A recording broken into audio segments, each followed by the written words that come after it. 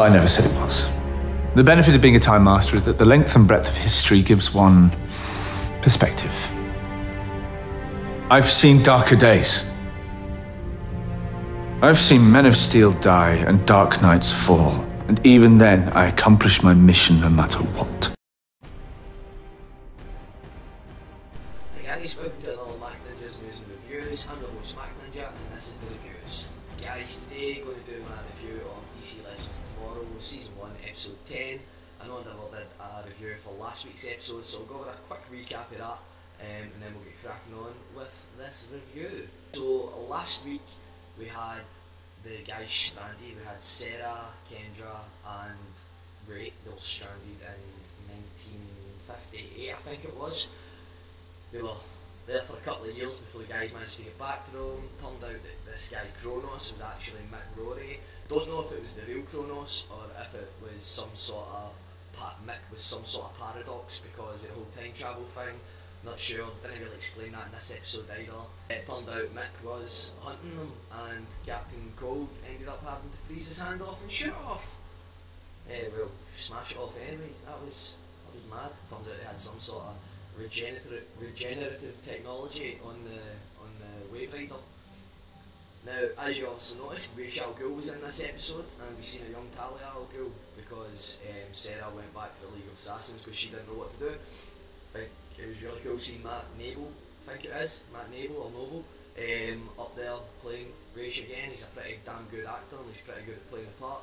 As some of you will know, Ra's al Ghul is one of my favourite villains, so I like seeing him pop up in a TV show. So because Ra's was in this episode as well, I thought that they were going to use the Lazarus Pit to regenerate Mick's hand, but again, like I said, they had some sort of technology on the Wave Rider that they could do that with. So yeah, we had the guys fighting and they fought together as a team again against Kronos, aka Mick. It was quite funny when Firestorm merged and was just like, that to Ra's. There's a lot you don't know about pal. So yeah, episode ended and they'd caught Mick, and that led us into this episode that we have here. So obviously spoilers if you've not seen this week's episode. So guys, this week's episode was pretty decent. It was in future 2147, and we had some great pieces of dialogue for Jax, starting off with being like, well, it's 150 years into the future, people still wear wool, stuff's uncomfortable. And then shortly after, Sarah and Jax taking bets on what Martin Stein's going to say about the future, either fascinating or astonishing. Turns out he was going to say remarkable all along. This episode was based mainly on this young boy called Decadon, who is the future's teachings of how we got taught Hitler in history. Turns out he's a nasty little bastard. They're talking about what they're going to do to obviously stop him, and they could kill him. And Snarf's just like, yeah, we'll kill the little bastard ourselves. While they're talking about this young guy, we see what appears to be straight away some atom suits flying towards them, and it turns out that Ray Palmer's, well, it's not Ray Palmer's, it turns out a great descendant of his is now running a sort of version of Palmer Tech, and they use police robots based on the atom technology. It's quite funny when he introduces himself to the doctor. She says, "Who are you?" And he's like, "I'm Dr. Lecter, Hannibal Lecter." I ate his liver with some fava beans and a nice Chianti. They walk into a room and Ray immediately sees what he thinks is a bust of himself. Turns out to be that it's actually his brother in the future, who, well, his brother from the past, who once he left, he took over control of the company and ended up being the future's mogul of atom technology, being used as Gestapo, as he says later on in the episode. There's actually quite a few Nazi references in this. They have Captain Cold calling a young Decadon a young Hitler who enrolls in a gymnastics class. This young Decadon as well is being manipulated by Vandal Savage. He's next in line to take over from his father, who will end up later on in the episode gets killed off so that the future can happen.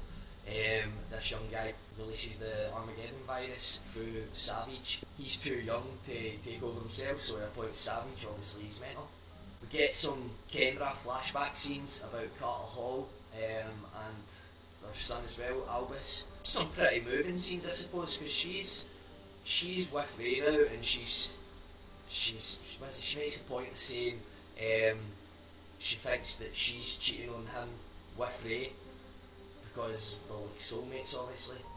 While Kendra's struggling, obviously Ray's struggling as well because he thinks that this is a descendant of his. At this point earlier in the episode, we don't actually know that it is his brother's descendant. He's struggling with the fact, thinking that when he left in 2016, the last person he was with had a kid and he didn't get to be there while the kid was growing up, and then led to obviously this future where the Nazi Gestapo robots are being used, which is Arm technology.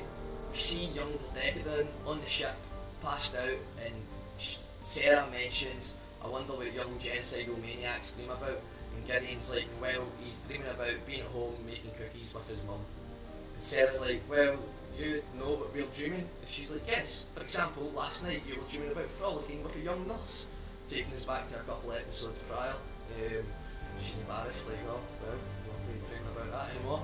So Rip leaves with Decadent, and I hope I'm not slaughtering his name, Decadon. He leaves with him, and this young guy's that evil, he knows that Rip's not going to kill him because he's not got that look in his eyes, obviously that Mando Savage eyes that he's used to. When Rip's talking to the kid, he actually makes quite a good point of saying something, my hesitance to kill you isn't weakness, it's goodness. I thought that was a really good line, because like, that just makes sense, you know? Then he obviously doesn't kill the kid.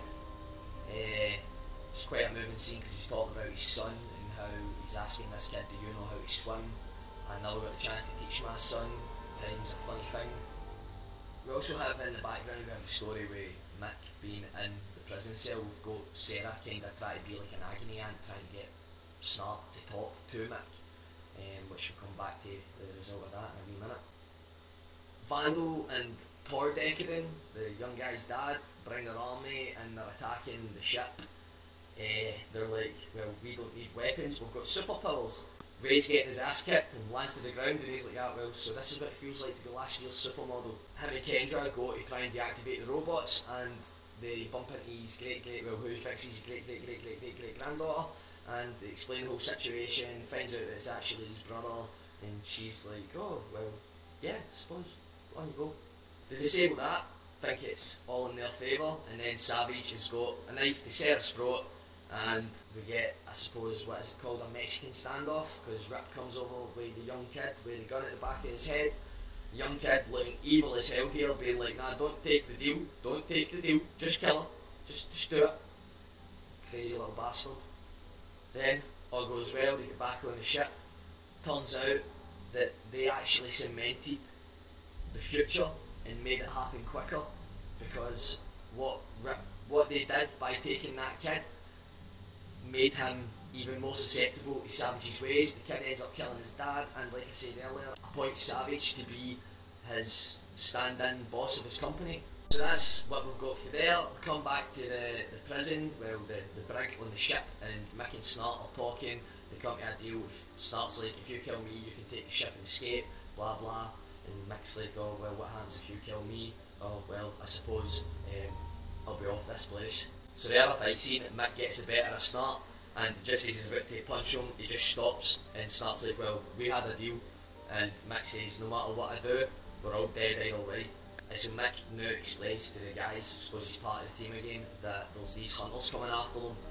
They've been sent by the Time Masters, they basically have no humanity, and they're going to kill the guys, erase them through history, make sure they don't have any existence. So yeah, I guess they've kinda got another problem, as well as now the future's happening quicker because of what they did. Guys, this has been another review of Legends of Tomorrow. Actually, this has been my first review of Legends of Tomorrow. I was supposed to do a couple of videos a while back, but I apologise about that. So like I said earlier on, guys, in my rant about Batman v Superman, if you haven't checked that out, give it a wee check, it's just up here. If you've not seen it, obviously don't check this out, but even if you haven't seen it, I suggest you do check it out, because it's relating to the back reviews, and well, I went over it earlier on. Let's try and stay on a positive side. I mentioned earlier on I would be doing my Arrow video, and actually finally doing that Flash Supergirl video. So I'll be doing them over the next couple of days. I should hopefully have the Arrow video up tonight. Spoilers if you haven't seen this week. pretty shocking, but we'll get to that later on. So guys, thanks again for watching my video. See if you enjoyed this, please drop us a like and leave a comment if you'd like to discuss anything that I've mentioned, or if you want to see something in a later on video. If you'd like to subscribe to my channel, that would be great. That means you get to stay updated whenever I drop any new theories or reviews on the comic book related TV shows and or movies. If you'd like to follow me on Facebook and Twitter, I'll leave the links below in the description. Also, if you guys could share this video as well, that would be absolutely smashing. The more this video gets out to other people, the more subscribers I get and the more I invest into my channel for you guys to keep you updated with comic book related news and reviews. So guys, I've been the Mac Ninja. You guys have been great. Join me next time. Peace.